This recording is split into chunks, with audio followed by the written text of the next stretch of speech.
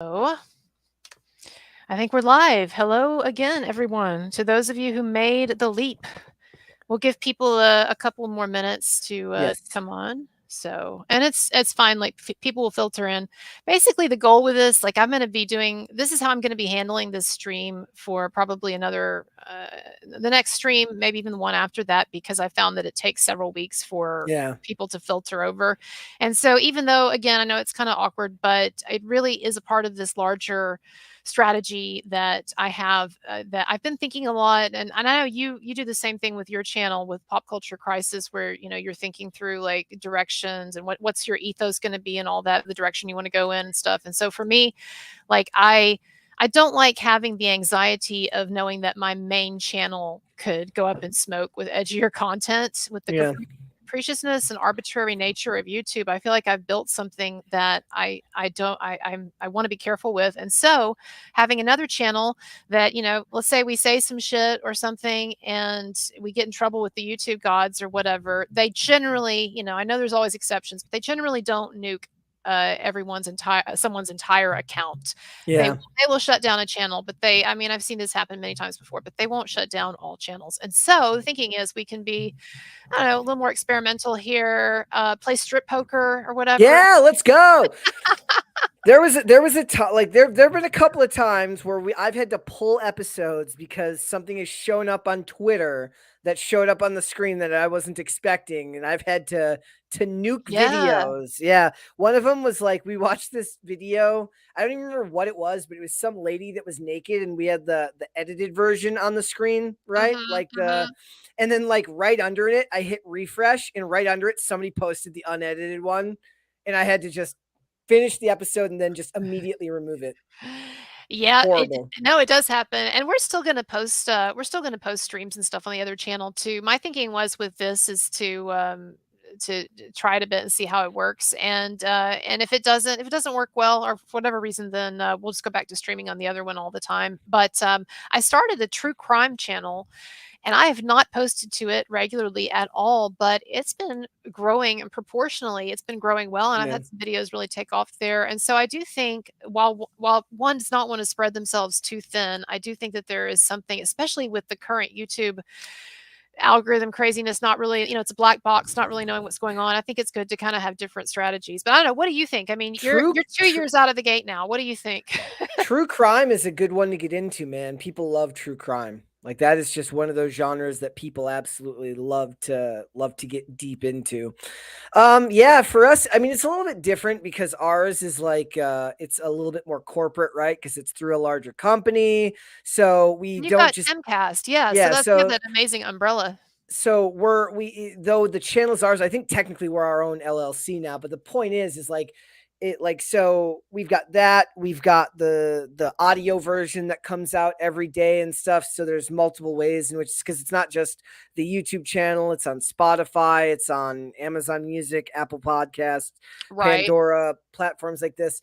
Eventually, I'm hoping that like right now, because like it's really like we have so Jessica does helps us with a lot of artwork. And Like by for the the way, main this is Brett's show, Pop Culture yes. Crisis. I'm gonna leave a link up there. But yeah. So we have help from Jessica with artwork. But for the most part, like it's just me and Mary, right? So it's like we do the pre-production, the post-production. I do the thumbnails, the exporting and the uploading to the various platforms. We got help from Dane um and Alex with social media posts, but for the podcast itself, like like spreading yourself even thinner would be very very difficult. So it's I wouldn't want to go past it, but I'd like to be able to move on and do Rumble as well. Okay, so let's talk about Rumble Y- because I had people bugging me for a long time to get on Rumble, and every time that I would go on my show and I would complain about YouTube this or that, or it won't monetize my video, or I'm not making enough money, or people know blah blah blah, people will always say go to Rumble. Well, I went to Rumble, and you get shitty views there, and Yeah. honestly, I hate to say this because I feel like one day it's going to come back to haunt me if Rumble does end up like wanting to have to do like a partnership or something with me one day, but like it's just kind of a shitty platform, is it not? Like it just looks shitty. I don't know. I mean, the thing is though, right now, if you have the built-in audience, it's doing really good numbers for a lot of these podcasts and stuff like that. Is it Aw, doing? Yeah, I got that my was that delivery. was that was adorable. Like certain, like if you're the right, like it really does, like especially if you're politics, right? Like we're not Yeah, politics, so if you're yeah. politics, you're doing big numbers on Rumble. If you're one of these bigger names, but it's a viable alternative if the fear is that YouTube is going to nuke the platform for you one day. And the hope would be that you've developed, you've built an audience that will follow you over there if all other options have been, um, you It's know, harder to removed. get it is harder though to get audiences to follow you than you would Yeah. think. I mean, case in point No, right not now. not than you think. I think everybody understands that it It's is yeah, very very. difficult. It is, and I noticed that, like, Russell like, for instance, Russell Brand. So a lot of people, and I hated hearing this comment. There were a lot of people who would say, "Well, so what that, so what if maybe he doesn't deserve this, or so what about the presumption of innocence? Because he hasn't really lost anything. He's still on Rumble and he's still on his website." But when you look at the difference between his numbers on Rumble Yeah. and the difference between his numbers through YouTube, and you see that the man lost at least, probably more, at least half his income over the course of several days, Yeah. getting demonetized by YouTube and then losing those sponsorships or whatever he had too. And which, again, like people might say, well, boohoo, he's still got millions. Okay, but that's not the way that life works. Okay, like Yeah. people get adjusted to a certain standard of living. And it really annoys me when people That's say, how divorce court got started right here, ladies. We're going to talk right now about her taking half your income because you have to support her dude, the manner in which she's accustomed. dude, I mean, that's exactly right. I'm like one of those nightmares in the Pearl Davis, Yeah. anecdotes. No, That's a great Chris Rock skit where he talks about where he says, he goes like, you go to a restaurant, you custom to eat, you leave, you ain't eating no more. They don't owe you a steak. Chris Rock. There's another one who probably, if we looked back at his repertoire, his comedic repertoire, he could get in some trouble. Eddie Murphy, we've talked before about this, but Eddie Murphy's stand up, his early 80s stand up, like it's stuff that I can't even repeat. I can't even Yeah, repeat it. you Just can't. repeating it, even on my new experimental channel, I can't repeat it.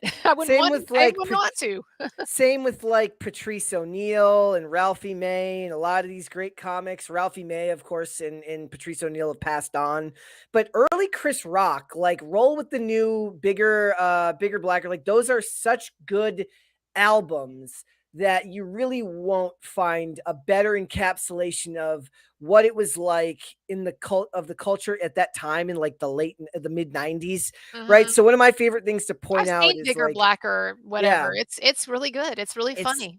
like hearing him talk about OJ Simpson at a time when I didn't really understand it because in 96, I was like, what, 10 years old, right?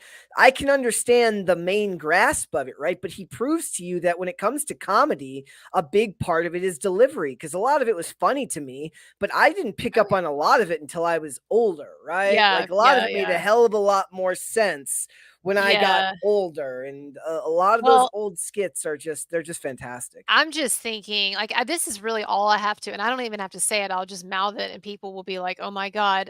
His probably Eddie Murphy's most famous stand-up routine. I think it was 1980. If you go back and you watch it, the first line he comes out on the stage, woo, gets quiet. The first line is, "I hate a Yeah. word for gay people." And Yeah. it's a punchline, everyone starts laughing, and then he gets into this extended monologue about why he hates gay men, and it has to do with making fun of AIDS and stereotypes about AIDS, and I mean, it's just like it's completely offensive, and I'm just thinking, "My gosh, I can't believe that he's not been canceled for some of this." No, I mean, but also like he's kind of grandfathered into being of the time, It right? doesn't seem to work for everybody though, like Steven Tyler, that grandfather thing, he's getting sued by 2 different women now and all Yeah. this bad PR, which I'm not even wading into that, but it seems like to me some men have been very lucky. Like, I feel like Mick Jagger has been very lucky. Oh, I pointed out every time one of these rock stars from the 80s wakes up, they have their Google alerts set to like certain keywords. And then they do this. They go, Certain women's names. another Yeah. day, another day has passed. I'm safe. It's fine. Oh man. Yeah. No, like like the Led Zeppelin guy, like I don't even want to say it because I feel like if I draw attention to it, then like it could get him in trouble. But there's just let's just say there's lots of young groupie stories, about Yeah, a there number was of these men. And I think that's the problem too with not having a statute of limitations. That's one of the things that I don't like about this look back window that is what a number of lawsuits that have occurred the past 2 weeks, these Me Too type lawsuits. That's what's allowed them is this temporary look back window, nullifying the statute of limitations, so that some of these women can reach back many years. And I think in some cases the guys were terrible, they were abusive, and they get what's coming to them. And like Diddy, it's looking like Diddy is one of those situations. But also, there are a lot of guys who it's just I don't think it's fair to go back to something that happened, like in Steven Tyler's case, we're talking about stuff that happened in the 70s yeah, that was consensual activity. There's just now a problem with, like, the power imbalance, and she didn't really know what she was doing, and she was too young and all that, and I'm thinking, social mores have changed so much. Can you really hold someone to the same standard yeah. now when people I As don't a know. thought exercise, maybe I'm stupid, but like, and I probably am, but the idea that that social mores have changed, so she didn't know what she was doing. Doesn't that also technically mean that he didn't know what he was doing Well, no, either? her argument though is that she was too young. So basically what Steven Tyler may have done, or I mean, I don't think he denies that this relationship did happen, but just whether or not it was coercive or whatever. He got into a relationship with a 16-year-old fan, and he got her parents to sign over, and I'm not endorsing this. He got her Yeah, parents to sign over parental rights. They were dating because there were issues with him taking her across state yeah, lines at that man act, age. right?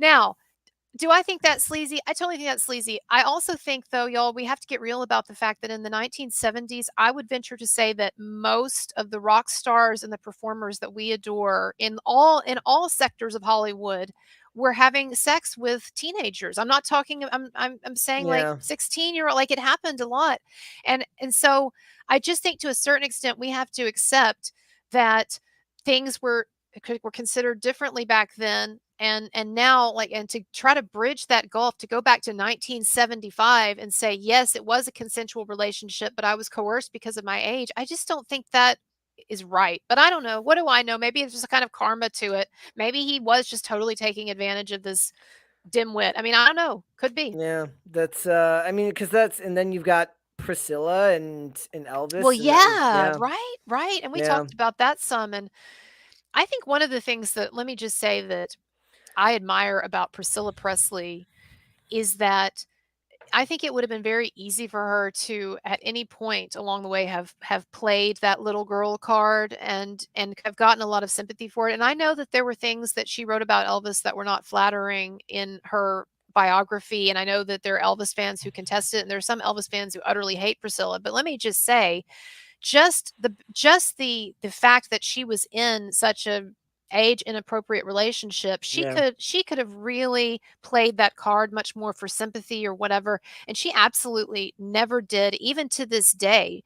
And so I appreciate that, and I appreciate that Sofia Coppola's movie showed her as a multidimensional person, and it wasn't just, oh, she was just this young baby, yeah, thing. But yep. can I ask you, do you have an opinion on, I see there's an update on the, Michael Orr, Toohey, I can't pronounce their name, but the Toohey family. Am I saying that right? Toohey family? I Michael Orr is the Blind Side guy. Did you have any opinion oh, on that? ha! Holy crap! I forgot that There's an happened. update. So let What's me the just update? say, it says that the Toohey family say Michael Orr extorted them and claimed he demanded 15 million in royalties from the Blind Side and threatened to go to the media if they didn't pay him. This was, I know that there has been some talk about that before, but this is in legal documents now, apparently. Okay. What do you think about him? Do you think he's an opportunist who squandered his money, and he's trying to get it back, or trying to get more money, or do you think that they did some sleazy stuff with him when he was younger? Oh man, that is one of those ones I completely forgot happened. So, if I remember correctly, he did know that it was an emancipation or that it was a conservatorship and not a an adoption, right? And that was proven. Because it was proven because he did sign off those documents, or he did say so I somewhere. I would need to We before I don't know the spoke. case I well would enough. need to. I would need to go back Nate's a through lawyer. Do you know the and case? Anyway, I go would on. need to go back through and relook at all the information from that again. It was one of those stories that my first thought when I saw it was not about the case itself, whether it's true or false. My first thought when I think of stories like that are those are the stories that are designed to demoralize the American public. Because those are the stories that are supposed to be about what brings us together. Those were the Mhm. stories that, in the vein of when America used to think of Martin Luther King as the premier thought leader when it came to race relations and things like that. We had we didn't see color. We saw Mhm. people for, we wanted to judge people on the content of their character. And for a long time, we promoted stories and ideas that helped bring us closer together. And that, although probably a very heavily dramatized one, was one of those stories that could have helped Americans feel better about being feel good about being American, right? And whenever I Mhm. see stories like this, be brought into question, all I can think about it's not necessarily whether it's true or false, and I believe there could be merit to either argument. I'd have to look at the details further. I just see it as another shot to Americans who want to believe what's the best in their country. Yeah, I understand that perspective. It's sad that because it is a heart to be a cliche, but to say it in a cliched way, but Oh, it's do you a want to heartwarming explain it? story. Do you want to explain it to people? So, Blindside was. Do you want to explain the Yeah. story to people? Yeah, I mean, if people don't already know, so basically this was that Sandra Bullock. This was, everybody remembers She that won her Sandra Bullock Oscar for movie. that Yeah, one. yeah, and it's about this family, this well-to-do white family in, is it Mississippi or Alabama? Where do they live? I don't remember. But anyway, Alabama. but they basically encountered this. He's depicted as being this really sweet, really nice, bright kid whose mom was a wreck or a crack addict or whatever, and it turned him out. And so they basically, it's depicted in the film that they basically adopted him.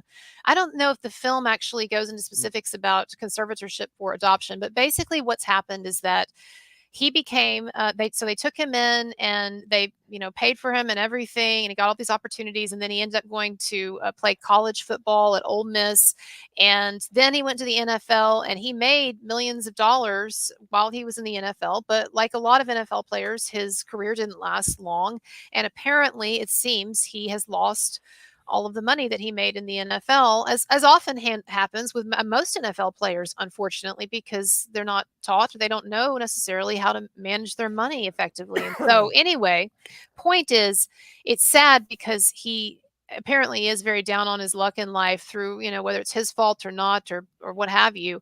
And it's sad that it seems like that is the catalyst, has been the catalyst for him now, um, going after his family in the media. This not adoptive, but the Tuohys who helped him, going Yeah. after them in the media. And I was told, though, by somebody who was really studying this, looking into this, that he didn't sue them, that actually the court filings were just about emancipating himself from this conservatorship. But then maybe that was like the first sort of the first Yeah. salvo in a later lawsuit that's still to come. I don't know, but maybe that's what's going on now. But anyway, I just think it's sad. It's like you said, it was a heartwarming story. Everybody loved it. It showed the best in humanity, that movie and the story, and so yeah, it's too bad. That's those are the types of stories that I do believe that when the Marxists who hate this country see those types of stories tear apart the fabric of the things that we have to really be proud of here in America, those are the types of things they love because they destabilize faith in the country and they take away from it. Yeah, yeah. It's unfortunate. Oh, someone just said there's no super chat. Yeah, so I think that there's like a waiting period now. This channel is new. I think there's a waiting period on Yep. the super chat. So Tip jar. Tip jar. tip jar is an option. I need to look at the tip jar, actually, see if there's any words of wisdom that have been sent. But It's funny because this is one of those things where, okay, so I went on this rant today where I was talking about one of the reasons Disney is failing is because they've on top of all of their problems financially, all of their problems with Nelson Peltz in the boardroom, all of this stuff, which would take years to get into. They just don't have the heart that they used to have for storytelling. And what I mean by that is over the weekend, I rewatched National Treasure 1 and 2. And Mhm. National Treasure 1 and 2, Nicolas Cage, Diane Kruger, John Voight, they are these absolutely joyous, adventure filled movies that are essentially Indiana Jones esque in nature, Mhm. but at their heart, they're beautiful love I've letters seen to one the, of them. yeah. At their heart, they may be silly, they may have tons of jokes. You got the Nicolas Cage overacting, but That's the best part. at their heart, they are beautiful love letters to the formation of this country, to the founding fathers, and a deeply felt respect for what it took to make America into the great nation that it is. And I watched that, and these movies aren't that old. 2007, less than 20 years old. And the idea that they would make a movie now that loved this, that showed a love for this country that those movies did is laughable. And the problem is it's because of these stories like the Tuohys, like this family, right? It's Mhm. because of these types of one story at a time, little by little, every idol, every person that you've ever looked up to falls. And it goes back to what you said earlier about celebrities dying. Okay. So Mm. every time we lose one of these older celebrities, the first thing I think of is like, there goes somebody born of a more reasonable time.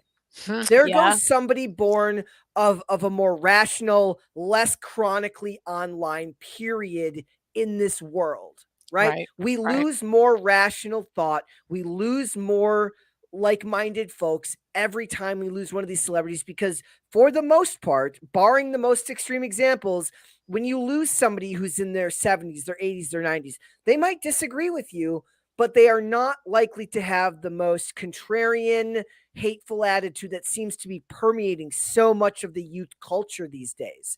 I feel like we lose a lot of rational thinking people every time we lose one of these older celebrities.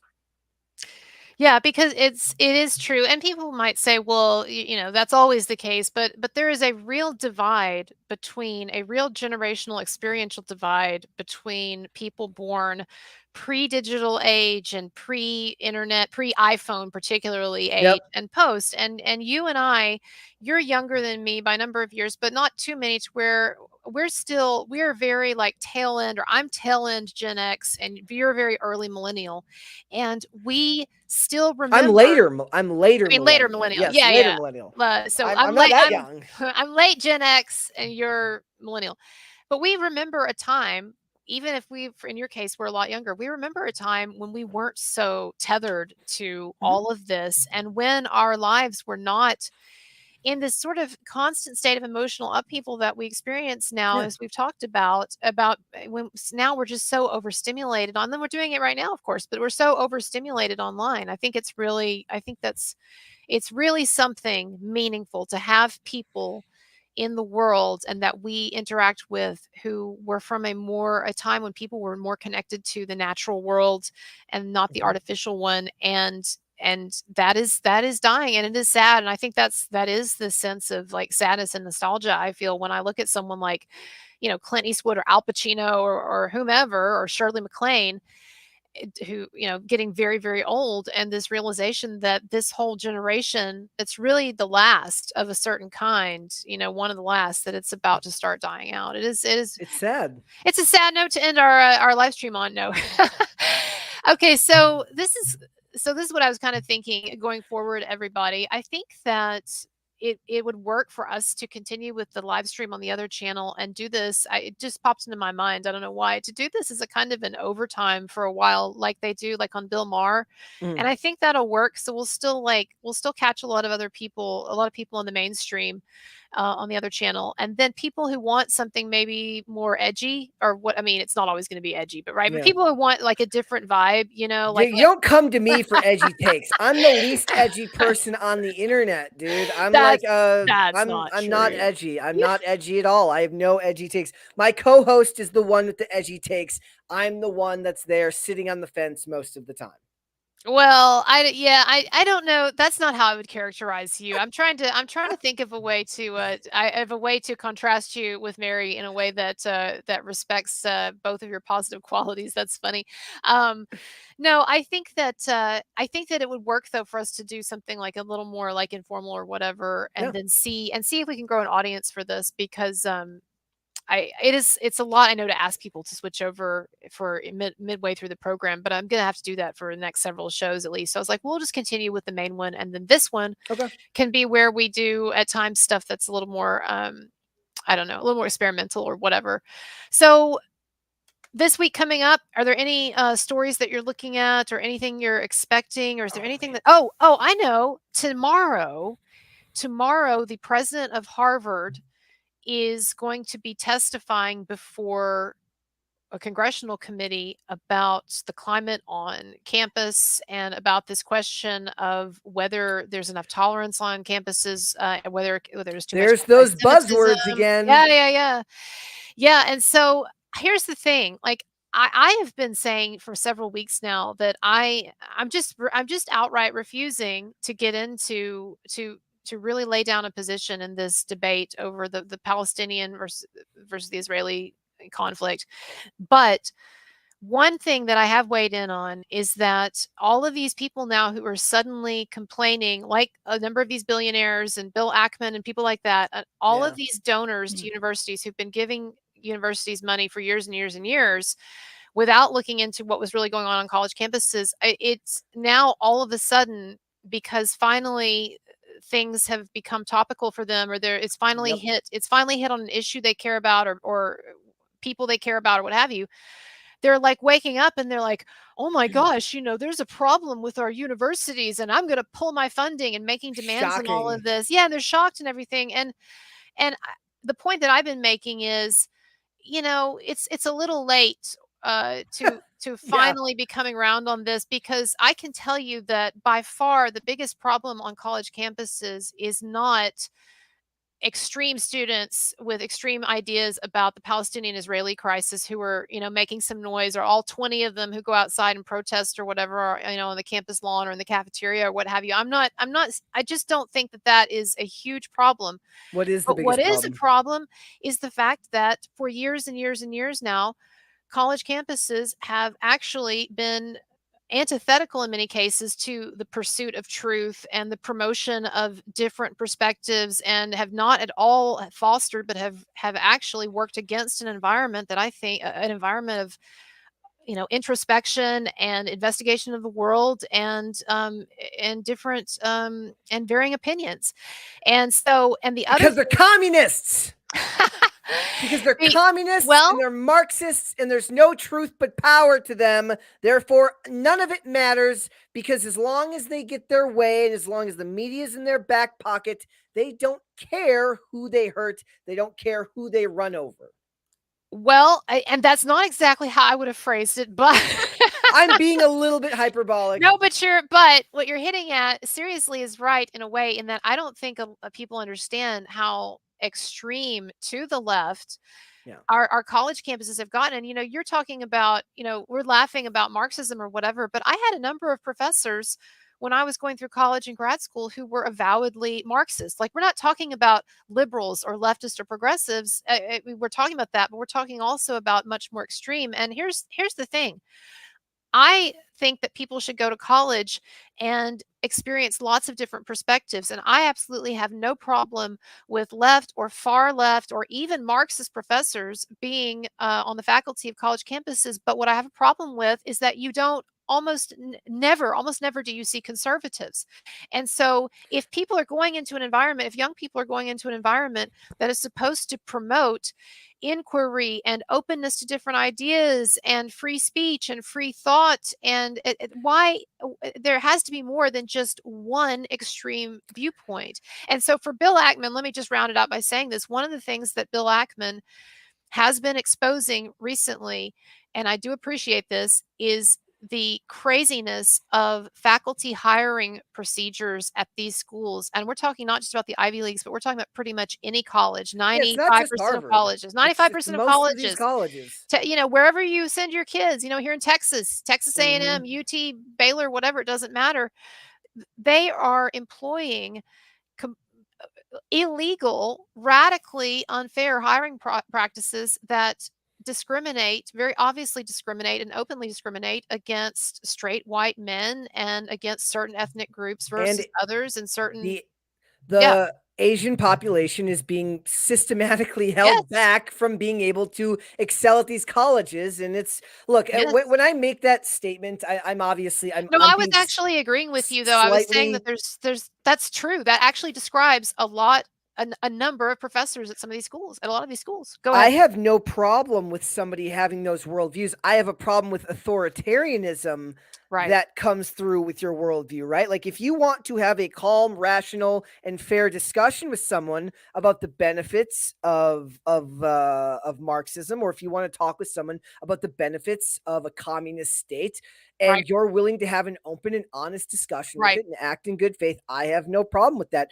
The problem is that it's not baked into the culture to have any type of actual discussion because they Right. prevent any other viewpoints from actually making it there in the first place. There was a pie chart of the hires of the Yep. political affiliations of the people at Harvard, and I laughed because it was like what? It was like 0.4% was conservative, and even an There even was a smaller tiny amount so there was was. a tiny sliver of Yeah, faculty that at Harvard, and this goes for almost all universities, I can tell you, but there was a tiny little sliver for conservative or very conservative, and then the entire pie chart, some of it was moderate, but, like, over half of it was liberal and or very liberal. big, very Look, liberal, right. and I am the quintessential libertarian person who wants you to be able to smoke your weed and be gay while running a pot farm. I don't really Yeah, me care what too. you do in your Me personal life. too. I don't.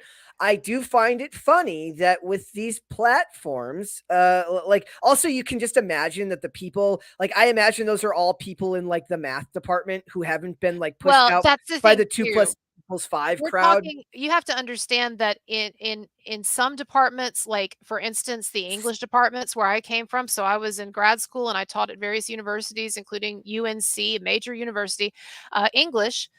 It's like 99%. It's 99% liberal, and we're saying liberal, like extreme liberal. And I'm not saying those people are bad people or whatever. Some of these people are some of my best friends, and they're very intelligent. And if you have a debate with them, they can absolutely, a number of them, argue their perspective cogently. All right, but it's gotten ridiculously unbalanced, and also it's fostering an environment where students are just, they don't feel free to explore or express Yep. other opinions, other perspectives.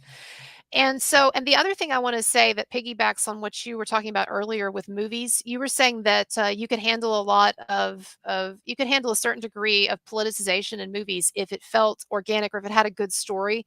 And one of the things that really bothers me about universities is that not only is there this political agenda, but the agenda seeps into a lot of subjects and a lot of classes that it shouldn't be there. And I can't tell you how many classes I've had in Shakespeare and different great works of literature where I got so tired of, let's look at it from a gender perspective. Yeah. These aren't these guys being assholes. Shakespeare was an asshole. He was sexist. Like I'm being hyperbolic there, but that's the attitude. And so I think it's just gone too far. And so these people who are upset about supposed anti-Semitism on campus or lack of tolerance, I understand, but late to the party on the bigger problems at these universities. And guys like Bill Ackman and a lot of these other people they've been writing their checks and just not bothering to take a look at what was going on in these universities. And it's crazy. It's crazy.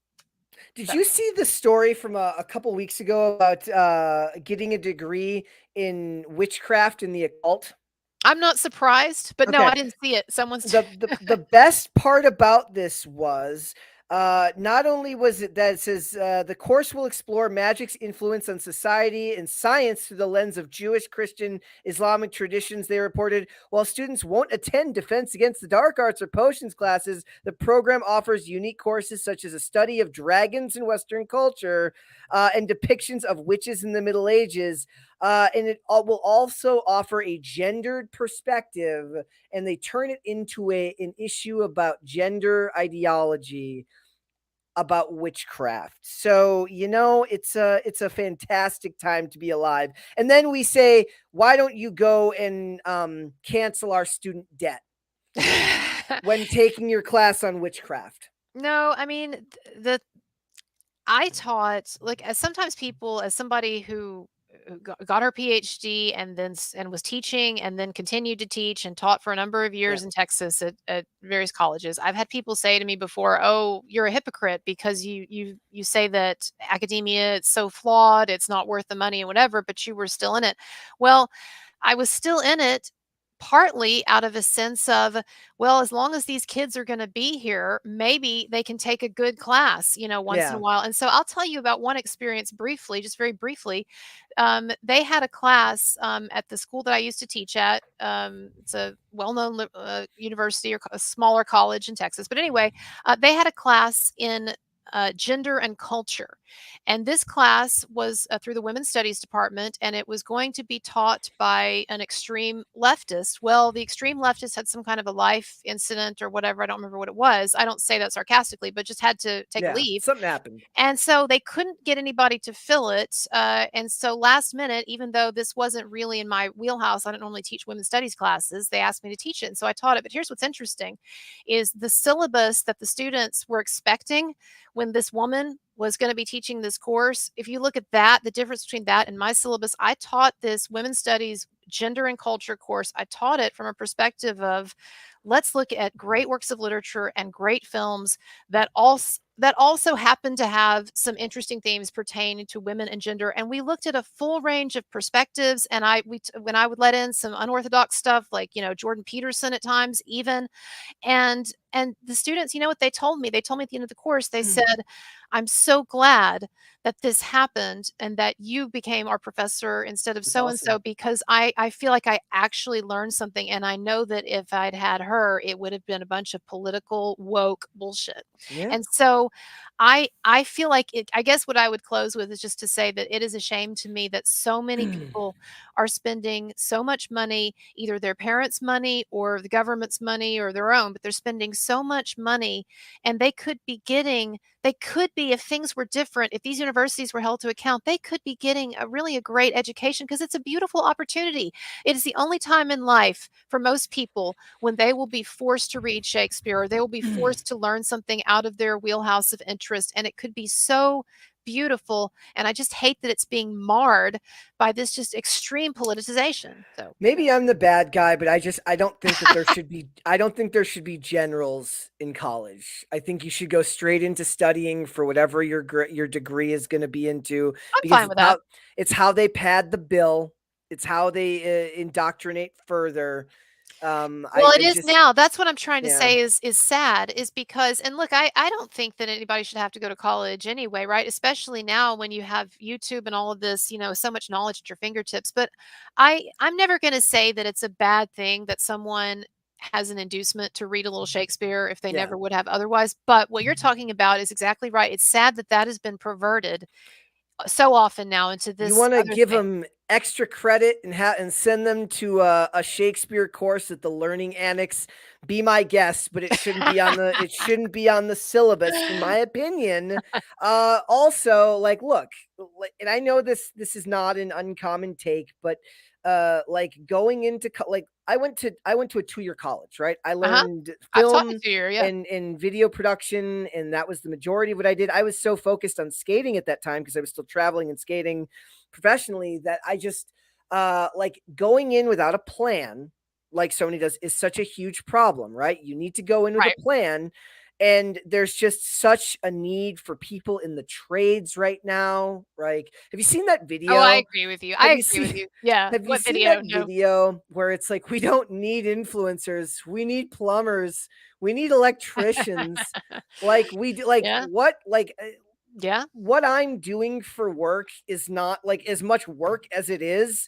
This is not a serious. It's not a serious It's job. like, Yeah. I I no, agree. it is As like someone who does it. it's serious work, but we need people that are creating the various things that keep our society functioning, right? We need doctors, we need nurses. Those you need to go to college for, right? You need to go to college to be a doctor or a nurse or a lawyer. I'd argue we need less lawyers, but I could be wrong about that. Agree with you I'm on I'm that. I'm half kidding, but like the point is, like we need you need a degree to go to those, right? But like if you're going there for something without a clear understanding about where you want to go from the moment you graduate, like all the reason why all my friends, why I think so many of the people who go to college and drop out but start these huge companies are successful is not just the will and the motivation, but the ability to formulate a plan for themselves and really, really work on it. And Mhm. so much of it is now we send kids off to college without a plan formulated for them. In a lot of ways, we've even mocked the people who, like, their parents Right, have the 5 year plan right, for them, or right. they've got the 5 or the 10 year plan for their life. And that's thought of as like overly neurotic, right? The person, everyone's got that friend. They knew what they wanted to do with their life. They had a 10 year plan. They were going to achieve it no matter what. And we like, oh my God, isn't that crazy? No. We would all be better off if we were that diligent and had that much of a plan. And it's fine if we don't. It's just not fine if you don't and you decide to spend $80,000 on something. Yeah, and I definitely agree that education should be more practical and that college really I do think that it really is more or less or should be obsolete. I guess an interesting question would be to think about ways that we in society could then in the absence of something like that foster more of an appreciation for.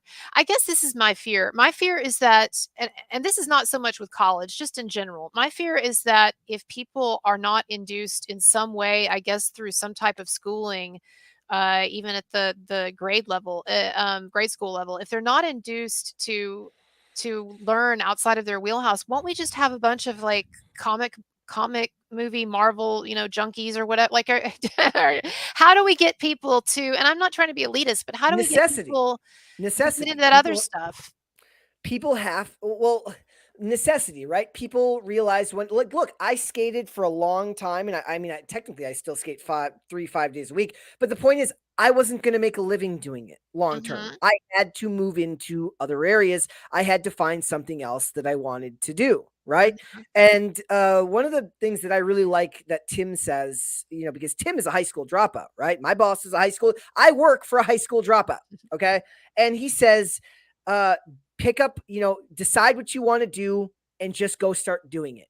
There is no better benefit for yourself than practical experience trying to do what you want to do. So he says, if you want to go do on the ground reporting, pick up your phone. He's like, it's the barrier to entry is even less than it used to be, right? You don't have to have a $3,000 camera. Pick up your phone and go start documenting what's going on in the streets at your local protests. Go to your local political events and document what's going on. Start a social media following. Now, are you going to be able to make a living off that right away? No, but it can put you in contact with the right people. College, in a lot of ways, what was the argument in the past, right? It's great networking.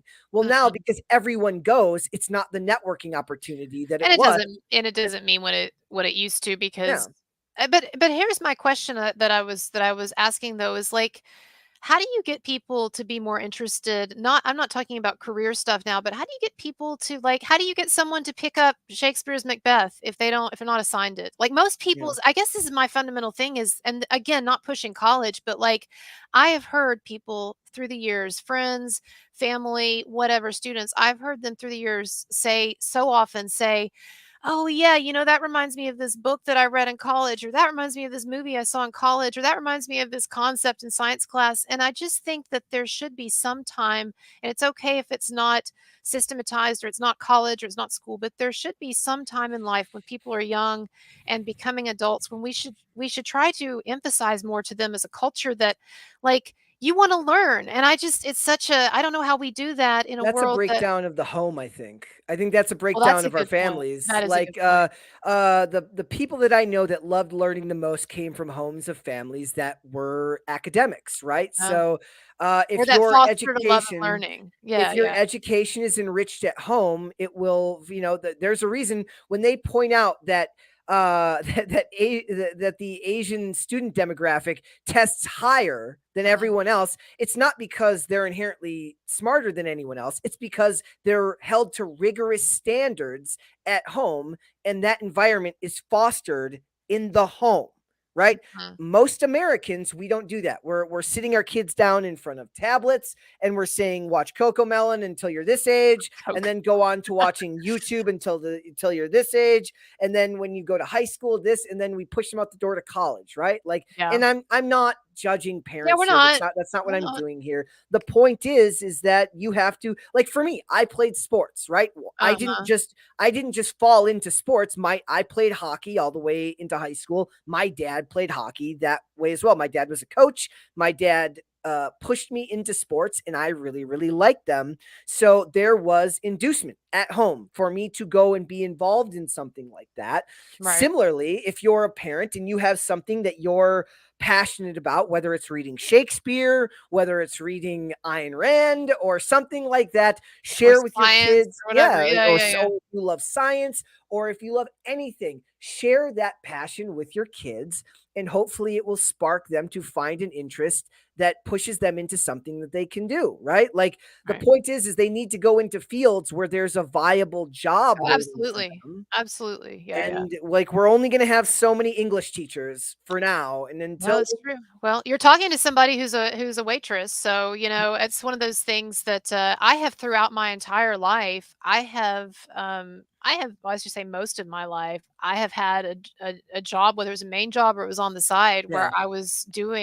where it was not where I was doing, physical labor, and so and there's something actually to that experience too, not to romanticize it, but there's something to that experience actually that develops you in a different way that and I've said before that I feel like waitressing is often a kind or waiting table serving is a kind of an IQ test in a way because I've never seen someone who was a good server who was stupid.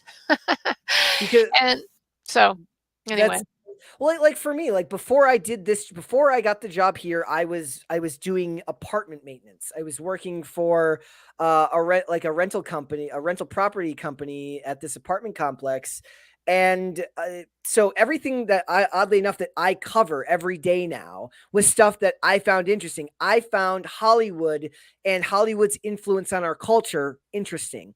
I've mm, obviously loved movies and television for years and years and years. So these were things that I did in my free time when I wasn't working, and just got very, very lucky and, blessed as I am to get the opportunity to do that for work. Means that that opportunity came because I was ready for it when it did. right, Right. And right. that was not something that I learned. Like, the stuff that I learned in college is all but forgotten. Like, I can still do the camera work. I can still do the basic editing and stuff. But the things that really helped me were the things that I was passionate about, that I wasn't being asked to learn. It was stuff that I was interested in anyways. Well, maybe you just didn't have the right teacher, Brett. I bet if That you could had be. been in my class, you would have developed a lifelong love of Sophocles. No. I don't know about that. I don't know about that. It's possible. Oh, It's man. I possible. just want, when I come to, visit you both in the spring next year, I would just want a skating lesson because I see you doing all these fancy people should check you out online, look up his Instagram. He does all of these fancy skater moves that look really scary to me, so 25 years. Like, I've been, like, that's the thing, I've been skating for 25 years, right? So that's something that I've done for as long as I have, because it's something that I was passionate about outside of school and education. And for a lot of years I did do it. Like, I always, like you, I always had a second job, but I did travel for companies that I skated for. I did go to events. I did film video parts and promotion for these companies, but that was something I wanted to do anyways, right? So when you're passionate about it, when you love doing it, it's hard to call it work, but it is work. So, sure, it mm, absolutely is, absolutely mm. is. Okay, well, we've been doing over 2 hours here, so everybody, thanks for making the jump, and we'll just make this the pattern, I think, for at least through the holidays, and we'll see where we are, doing the main show on my channel and then trying to build up this session. So anyways, everybody check out, Brett's channel, Pop Culture Crisis, shows every day during the weekday. Is it 5 yeah, days a 5 days week. a week, yeah, yeah. 5 days a week, Monday through Friday, 3 p.m. Eastern. That's 12 Pacific. Come hang Yes. out. Alright, 3 PM Eastern, 12 Pacific. Check them out, and, make sure to subscribe, and, I will be posting PayPal, Patreon in the comments. I didn't see any comments, but appreciation to Shane. Your man Shane also contributed on PayPal, and Thank you, Shane. then thank you, Shane, and then, Jennifer as well. I don't wanna say your last name if, just in case. So, but anyway, but thank you, Jennifer, as well. I saw it. So, everybody, thanks again to my moderators, AJ, Vanessa, Laura B, and Rebel Bird earlier, and, yeah, we'll see you next time. Bye, everybody. Bye, Alright. guys. And ending the